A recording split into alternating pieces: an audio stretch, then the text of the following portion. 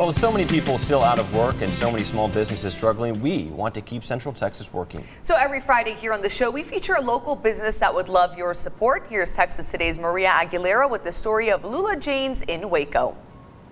Lula Jane's opened 8 years ago, originally as a restaurant where the community could gather. And now the owner says they're committed to serving and giving back to their neighbors here in East Waco.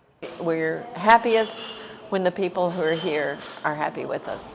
Nancy Grayson, the owner of Lula Jane's, located in the Elm Avenue district in East Waco, says her goal was never to have a restaurant. It was a desire instead to have a community gathering point. And it's hard to do a community gathering point without serving food.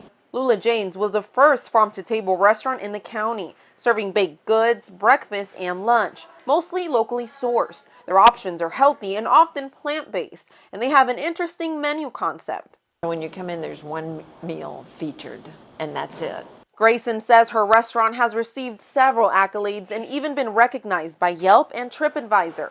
But other than their great tasting food, one of their missions is to serve, give back to their neighbors and the homeless. Have other lives, and this is just the way to give back, to pay back to a community that has nurtured our family, and we believe very strongly in that. So I don't take a paycheck home. Everything goes back into the community to serve those who don't have enough. Grayson says most of the people who go to Lula Jane's enjoy the home-like environment. She says she's looking forward to the day she can have a full house again. Our focus really is East Waco, and the folks over here are fabulous. We love being here. For more on Lula Jane's and other businesses we featured, you can visit kcentv.com. In Waco, Maria Aguilera, 6 News. Back to you.